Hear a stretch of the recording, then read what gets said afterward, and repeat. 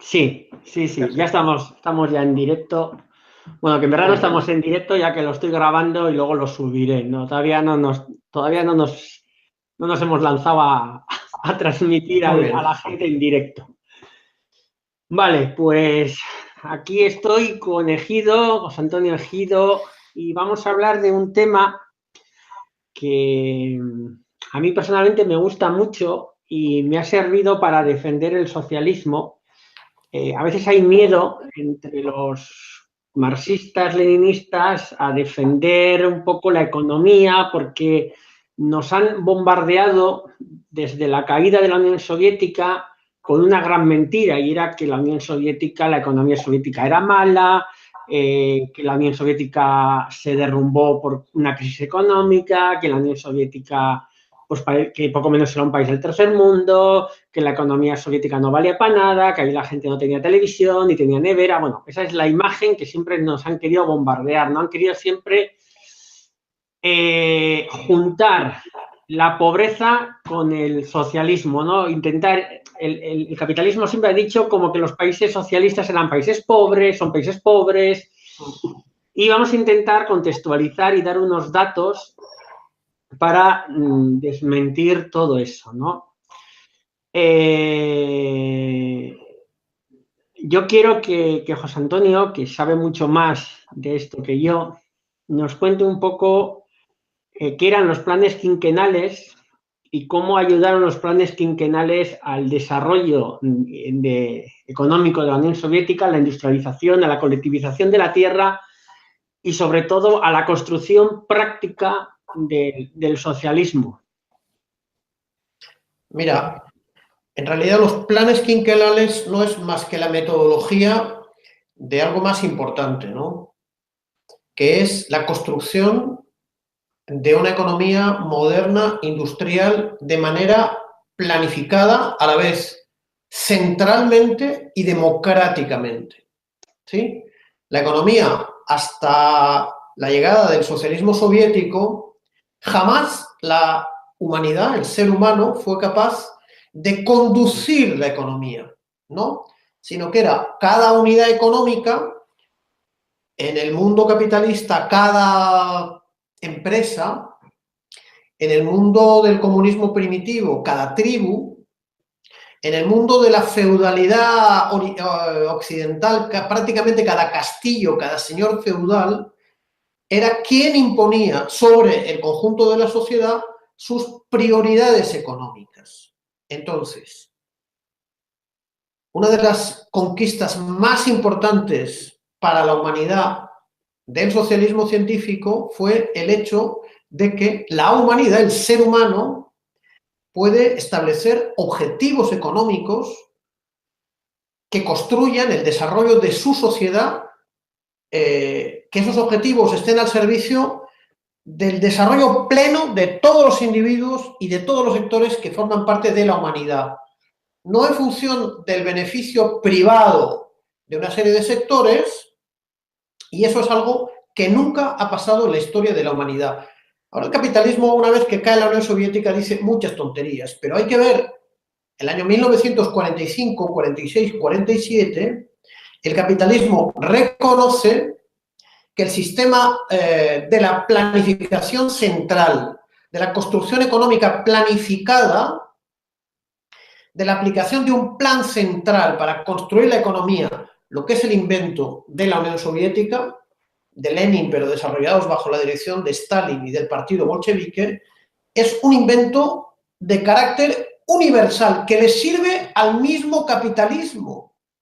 Hay que ver los trabajos, por ejemplo, de un historiador que se llama Edward H. Carr, un historiador inglés famoso, y él reconoce y él afirma que el capitalismo, después de la Segunda Guerra Mundial, no tuvo más remedio que reconocer el éxito universal cuya importancia se pierde en el tiempo de su altura. Otra cosa es que cuando se cae la Unión Soviética, el mundo vive un retroceso de siglos y en las universidades, en la propaganda, en la ideología occidental, se impone todo tipo de estupideces, pero te diré, Francia, que no es un país socialista, que es uno de los países centrales del mundo imperialista, tenía una comisión central de planificación copiada del método soviético que funcionó hasta los años 90, desde los años 40, para que Francia aplicó a la manera capitalista el invento extraordinario de la planificación central, de la construcción planificada de la economía, porque el capitalismo descubrió que había una ventaja en el invento soviético. Esa ventaja para ellos no era construir el socialismo, pero era construir una economía estable sin las crisis cíclicas que forman parte de la naturaleza del capitalismo. Uno de los grandes descubrimientos de Marx y Engels es descubrir que cada más o menos 15, 20 años el capitalismo entra en una crisis de sobreproducción que conduce al hundimiento de la economía, que será después seguido por una reconstrucción de la economía, a su vez seguido por otra crisis, las famosas curvas de Kondratiev. Y la manera que tiene el capitalismo de neutralizar un sistema que desestabiliza profundamente su propia economía capitalista es la planificación, que fue concebida originalmente por el Gosplan, por el partido bolchevique, por el pueblo y por el partido soviético como una manera no de fortalecer el capitalismo, sino de construir una economía industrialmente avanzada, pero con una particularidad que no la tiene el capitalismo, sin explotar a los pueblos oprimidos mediante colonias y sin explotar a los trabajadores, a las clases oprimidas. Al revés, construyendo una sociedad que fue aliada de los pueblos oprimidos y una sociedad de trabajadores plenamente emancipados. Eso se construye solamente gracias al éxito universal de la economía central planificada, que tuvo una metodología, y en esa metodología entran los planes quinquenales de lo que has hablado. Si el mundo capitalista académico y político no le da la gana de hablar de eso, no quiere decir ni que no existió ni que fracasó, porque si la economía china ha crecido y la economía china es el motor de la economía mundial, no es otra cosa más que porque se rige por los principios, a su vez, de la planificación central descubierta por los soviéticos y por las características del socialismo de mercado, que si quieres, Pablo, otro día hablaremos de lo original y de lo novedoso que ha creado el Partido Comunista Chino y que no lo creó el Partido Comunista Soviético. Pero te voy a decir, en resumen, la principal economía del mundo hoy se rige por los principios de la planificación central, la de China popular, y luego el propio capitalismo no ha tenido más remedio que reconocer en la práctica el éxito universal de la planificación central. Sí, de hecho, para preparar un poco este directo, había estado buscando en la red información. Bueno, he ido a la Wikipedia. Ya sabemos que la Wikipedia hay que coger un poco los datos con pinzas siempre, pero hay cosas interesantes que además luego he podido comprobar en otras fuentes que son ciertos, ¿no? Una curiosidad es, como bien has dicho, hay países capitalistas que han seguido la economía planificada con planes quinquenales y fue, curiosamente, dos países que se han desarrollado mucho económicamente tras la Segunda Guerra Mundial. Uno fue Japón y otro fue Corea del Sur, lo cual demuestra que esta herramienta, como bien dices, funciona. Voy a decir unos datos así muy rápido, ¿no? Por ejemplo, el primer plan quinquenal, que se produce del 28 al 32, es el plan de la colectivización de la tierra. Hace que la agricultura empiece a dar sus frutos, que se produzca mucho más de lo que se producía en el campo, y aún así con todo el enfrentamiento que se va a producir entre los propietarios ricos de las tierras, los kulaks, contra las granjas colectivas. El segundo plan quinquenal, por ejemplo, del 33 al 37 es el que permite a la Unión Soviética el convertirse en una potencia militar. Efectivamente, estamos hablando de los años previos a la Segunda Guerra Mundial, donde la Unión Soviética tenía muy claro que el objetivo era ella, que el objetivo de Hitler y de Mussolini era atacarles. Y el tercer plan quinquenal se interrumpe en el 41. Bien, en el 47, entre el 46 y el 47, la Unión Soviética recupera la producción prácticamente existente antes de la Segunda Guerra Mundial. Pero, por ejemplo, ¿qué supuso la Segunda Guerra Mundial en la economía soviética? Supuso 98.000 granjas colectivas saqueadas y arruinadas. Supuso la pérdida de 137.000 tractores, 49.000 cosechadoras, 7 millones de caballos, 17 millones de cabezas de ganado, 20 millones de cerdo, 27 millones de ovejas. El 25% de todos los bienes y equipos habían sido destruidos, 35.000 plantas y fábricas, 6 millones de edificios, incluidos 40.000 hospitales, 70.000 aldeas, casi 5.000 ciudades. El 40% de la vivienda urbana había sido destruido por la guerra, dejando 25 millones de personas sin hogar, alrededor del 40% de las vías férreas habían sido destruidas y se calcula que hubo 26 millones de muertos. La minería y la metalúrgica en el año 45 estaba al 40% de los niveles de 1940, la energía eléctrica se redujo un 52%, el hierro bajó un 26%, la producción de acero un 45%, la producción de alimentos fue un 60% de lo que había sido en 1940. Con estos datos, ¿cómo fue posible que en 1947, 48 y 50 la Unión Soviética creciese más que los Estados Unidos? Esto no es la demostración práctica de que el socialismo es un medio de producción superior al modelo de producción capitalista. Mira, yo te diré una cosa, ¿no? Digamos que hay que explicar un poco de dónde viene la planificación, la teoría y luego la práctica, ¿no? Los teóricos Marx, Engels y luego Lenin antes de tomar el poder, ¿no? Porque el socialismo, una cosa son las teorías, la ciencia, las propuestas, las hipótesis, y otra cosa es cuando las teorías, las hipótesis, las propuestas, los objetivos se llevan a la práctica. Son dos mundos distintos. El mundo de las ideas y el mundo de la práctica. Si la práctica no confirma las hipótesis no pasan a nivel de la ciencia, se quedan en el nivel de la fantasía, de los sueños. Entonces Marx no pudo llevar a la práctica sus propuestas porque no tuvo el poder, pero Marx y Engels establecen la necesidad de que el socialismo se construya de manera planificada y que sea superior al capitalismo productivamente. Bueno, armado con esas ideas, viene la Revolución de Octubre, que pasa por 3 etapas económicas.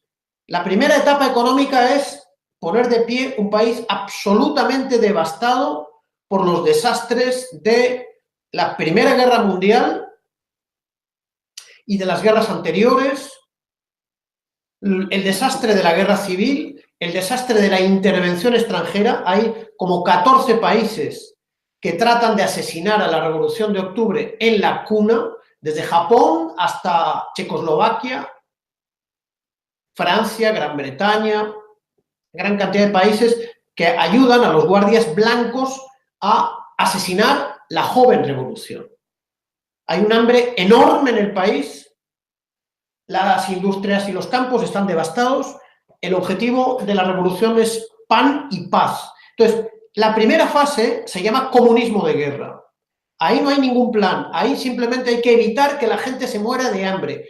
Todos los graneros y todo el comercio, todas las reservas del país pasan provisionalmente bajo control absolutamente militar de la revolución. ¿Para qué? Para evitar la especulación y que la gente muera literalmente de hambre.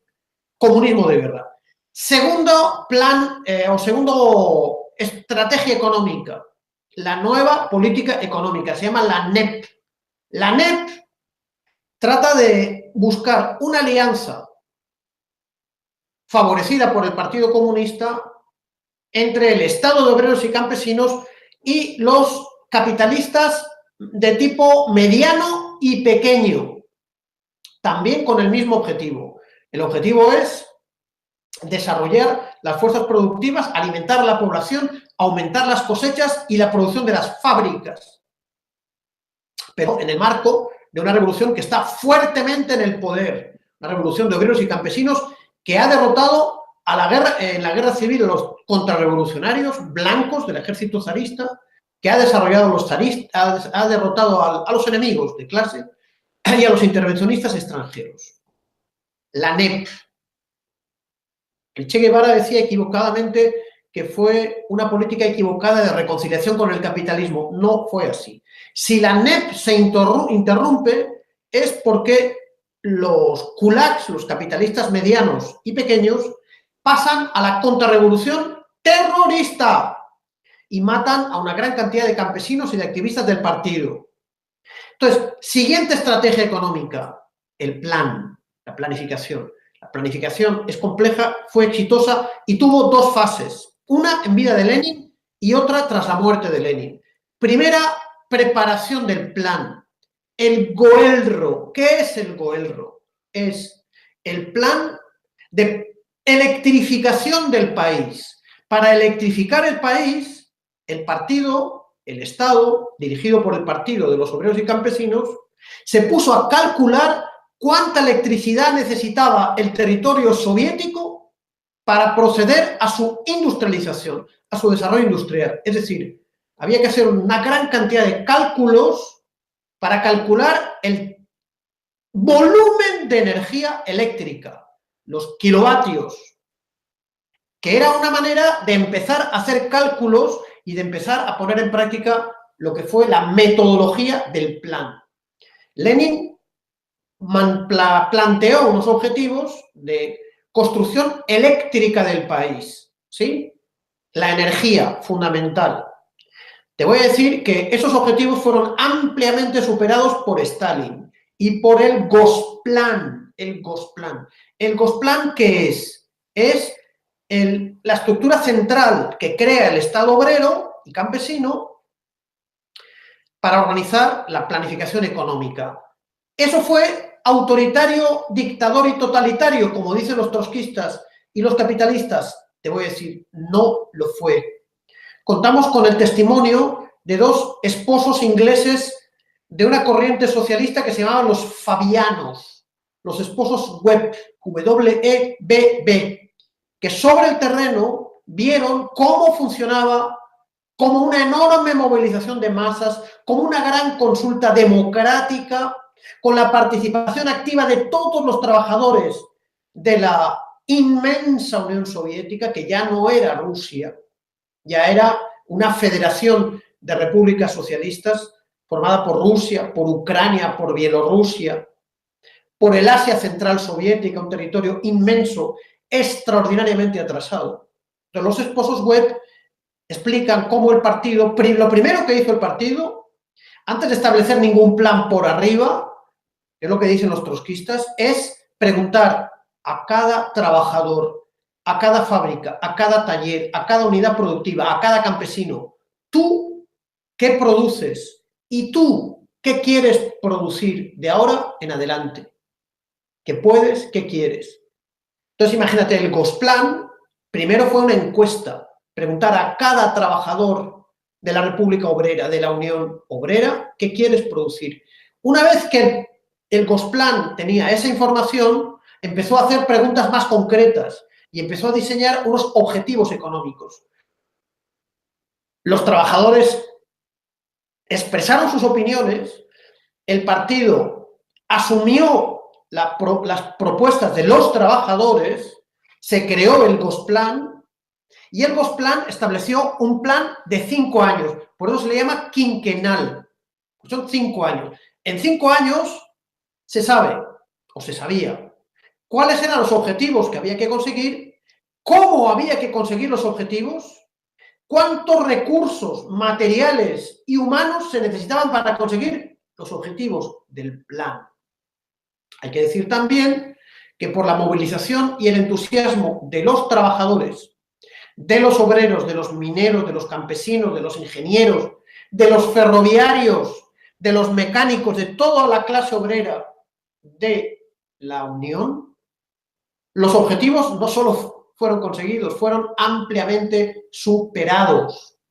Y fueron superados ¿por qué? Por el látigo. O sea, Stalin y el partido hizo de los obreros soviéticos esclavos encadenados con cadenas en sus pies para obligarles a producir. No, no, porque se desató un inmenso entusiasmo de masas que se expresó en el minero Stakhanov. ¿Quién es el minero Stakhanov? Es un minero ucraniano, probablemente del Donbass, lugar que está resistiendo a la dictadura fascista que ha establecido la CIA norteamericana, asesina, que lleva 10.000 ucranianos muertos desde que tomó el poder. Ese Stakhanov le dijo al partido y a sus trabajadores y a sus compañeros de clase: vamos a construir la metodología en esta mina para superar ampliamente el plan y para producir y para sacar más carbón de la tierra de la que nos pide el plan, porque nosotros nos estamos construyendo el futuro del socialismo, de nuestros hijos y de la humanidad. Entonces, el stajanovismo es una manifestación del fenómeno que no es solo técnico, porque la planificación tiene un aspecto técnico extremadamente complejo, pero es un elemento político revolucionario. Sin la movilización inmensa de la clase obrera soviética no hay plan, no se hubiese industrializado ese inmenso territorio soviético. No había látigo, había un resorte psicológico de profundo entusiasmo, de profunda identificación con Stalin, con el plan, con el gobierno, con el partido, con la clase obrera, con la causa del socialismo, con la victoria del socialismo, y así fueron paso a paso. De un territorio, era Rusia el país europeo más atrasado, un país desigual que tenía, por ejemplo, la red ferroviaria más larga del mundo, algunas fábricas pocas, muy desarrolladas, y un inmenso campesinado pobre y atrasado. Fueron construyendo las plantas eléctricas, la industria petrolera, las turbinas, la fabricación de trenes, la construcción del levantamiento de la industria metalúrgica, siderúrgica, la fabricación de tractores, bueno, etcétera. Y así se construyó la economía más fuerte, más desarrollada, vuelvo a decir, sin explotar a nadie. ¿Cuál es el secreto de la acumulación de la industria inglesa? ¿Sabes cuál es el secreto? El asesinato de millones de negros, de hindúes, de árabes, de latinoamericanos. Ese es el secreto del éxito del capitalismo.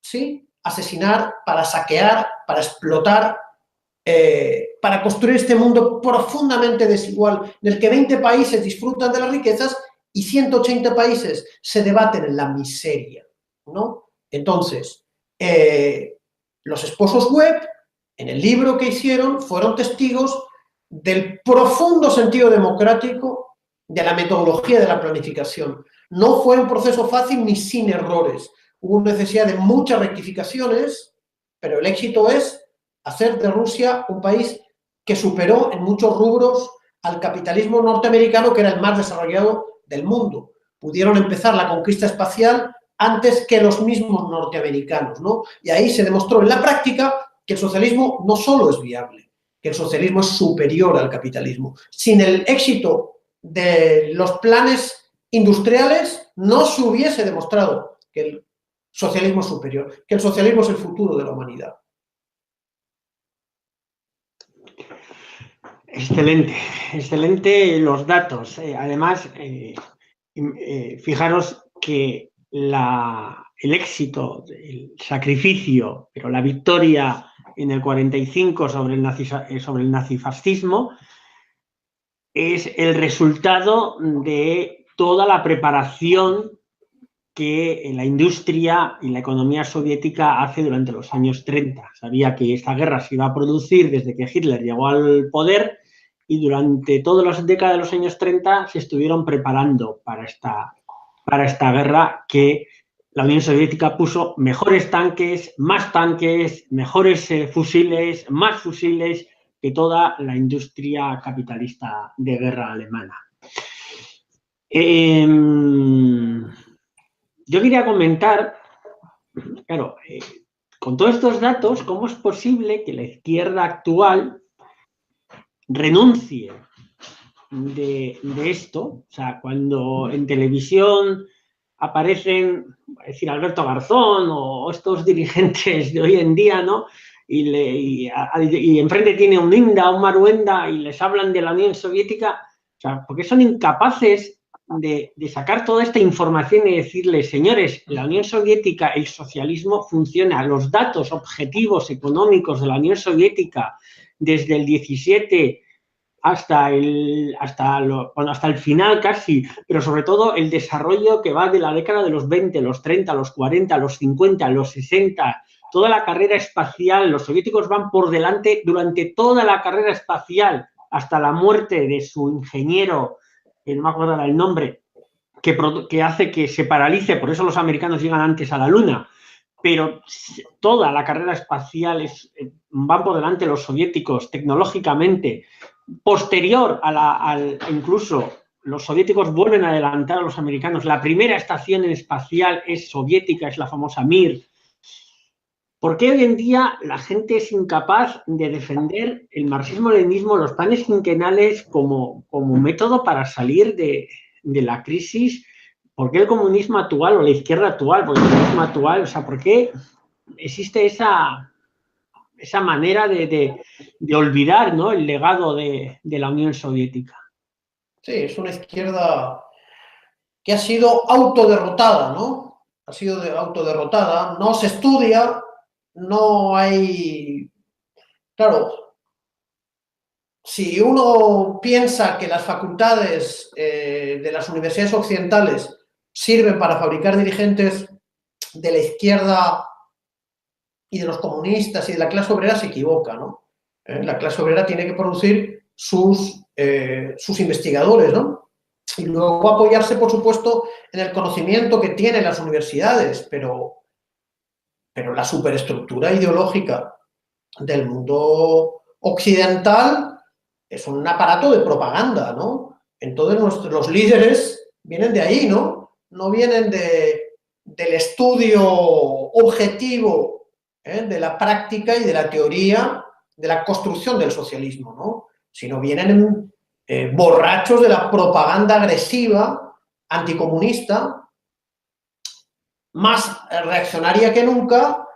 Como encima se entra en el juego del electoralismo, todo el mundo está temblando de que el sistema te acuse de ser no sé qué, el sistema que genera el 25% de la población en el paro, y luego nos meten, nos han ganado la batalla ideológica de momento, ¿no? Nos tenemos que preocupar por el animalismo, nos tenemos que preocupar por teorías absolutamente enloquecidas para enfrentarnos, hombres con mujeres, trabajadores occidentales con trabajadores del tercer mundo, pobres contra desempleados, obreros veteranos contra obreros...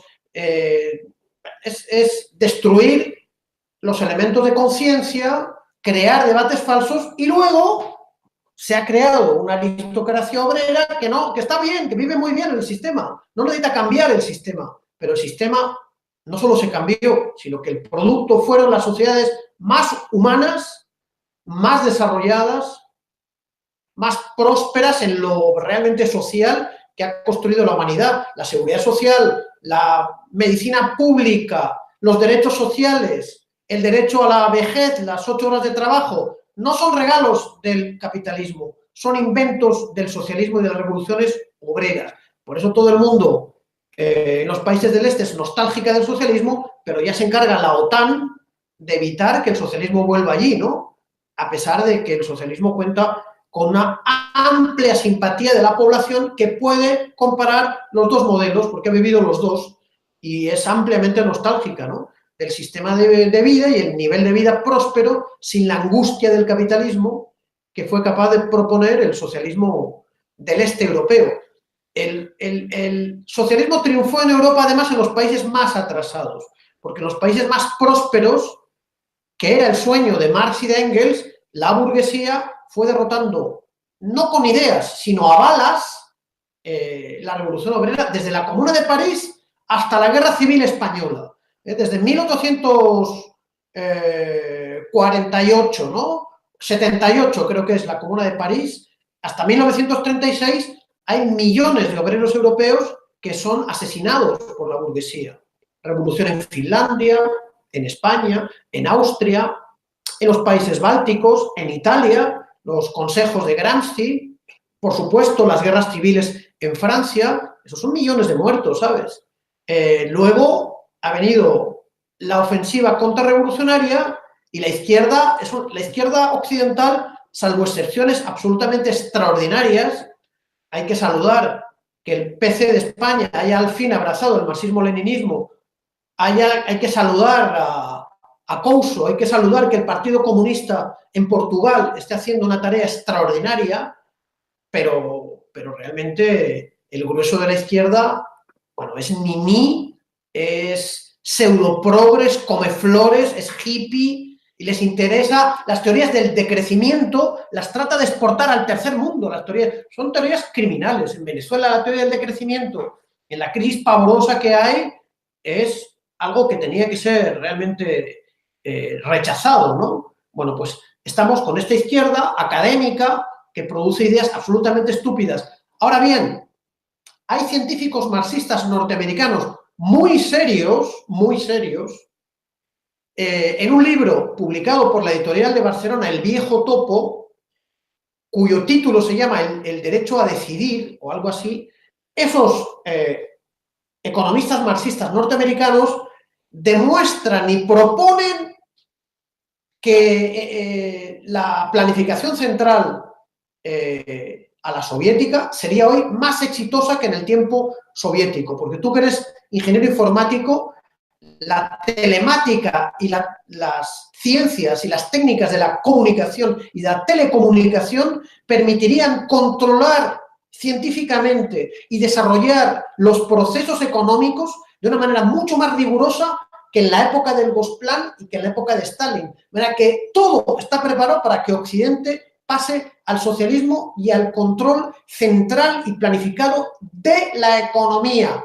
Solo la subjetividad, la conciencia, la voluntad, partidos de clase, conciencia de clase, respeto a la ciencia del socialismo científico. Engels dijo, el marxismo es una ciencia, tratemos al marxismo como una ciencia. Y estamos en el mundo de la ideología, de la superstición, lo que decía Lukács, el gran filósofo marxista húngaro, el asalto a la razón.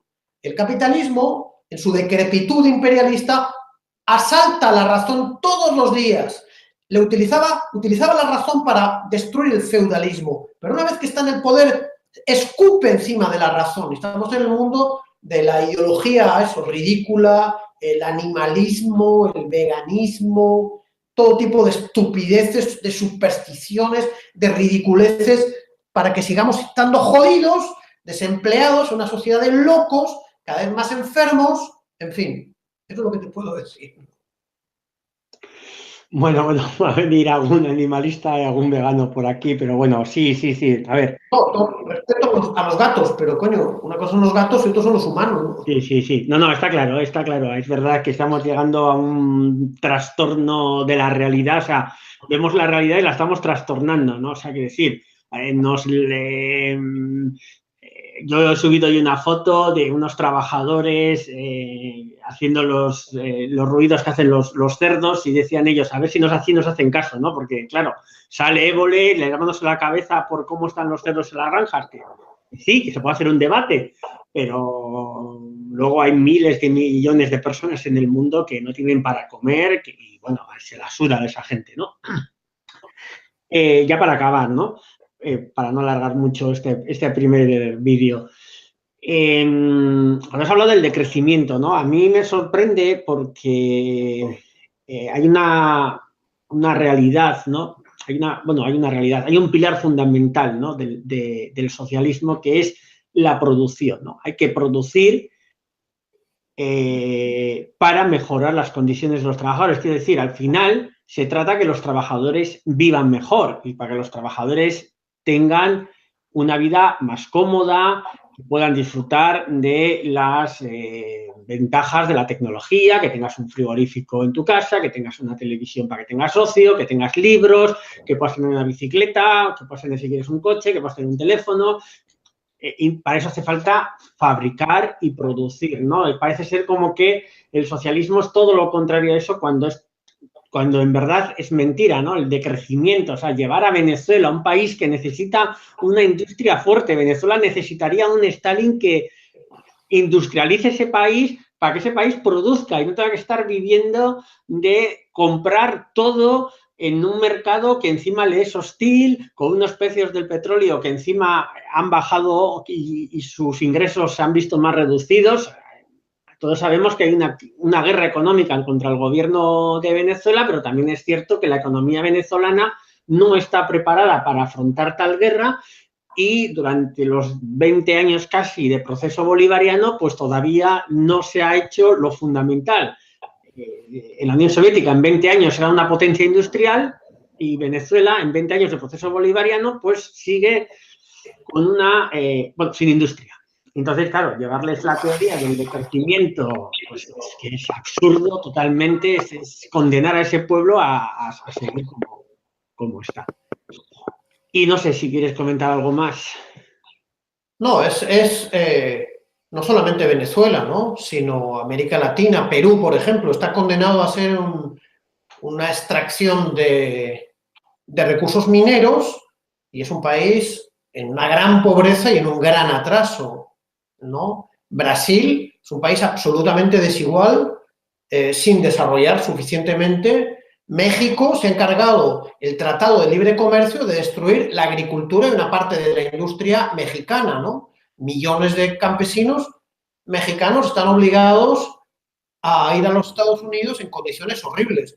¿Y por qué hay un drama de millones de personas que se tratan de desplazarse de África a Europa? Porque Europa es un fracaso. El capitalismo africano impuesto por el colonialismo y por el imperialismo es un fracaso. Entonces, Angola, Guinea Ecuatorial y Nigeria son como Venezuelas, solamente exportan petróleo, el petróleo durante mucho rato ha tenido un alto precio, pero son países todavía profundamente desiguales y corrompidos. Ellos necesitan allí desarrollar las fuerzas productivas.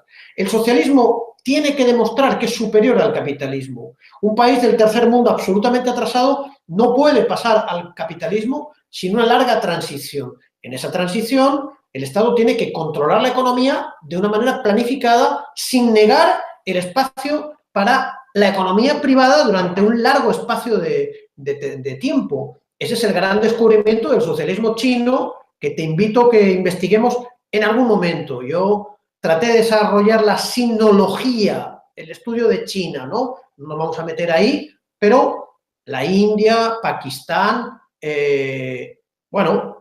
una gran parte del mundo lo que necesita es desarrollar las fuerzas productivas. Y en Europa Occidental lo que necesita es socializar las fuerzas productivas. Existe una gran cantidad de fuerzas productivas y yo creo que ese es el verdadero debate, ¿sabes?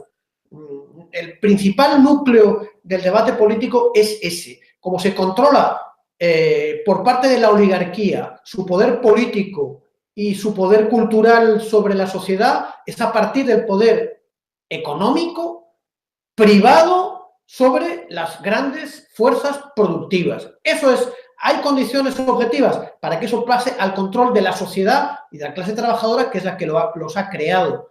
Entonces la humanidad tendrá que volver a estudiar lo que fue la planificación central planificada. Yo hice un trabajo que se llama la planificación económica industrial como instrumento de liberación de las fuerzas productivas, donde estudiaba este fenómeno, ¿no? Te lo pongo a tu disposición y a disposición de las personas que tengan algún interés en el asunto, ¿no? Simplemente, ¿no? No se me ocurre más.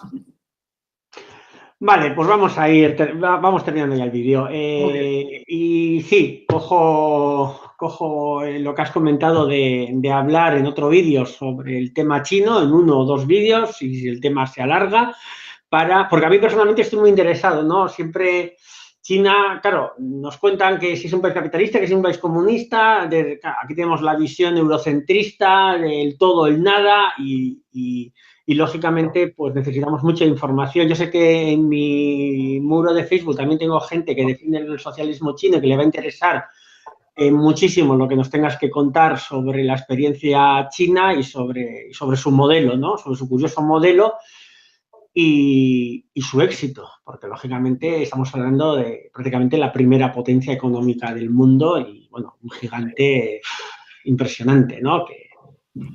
Así que, bueno, pues por mi Nada, un parte, placer. nada más. Así Un que placer, Pablo, gracias. nos despedimos y hasta la próxima. Perfecto. Venga, Buenas noches, hasta Pablo, un beso luego. muy grande.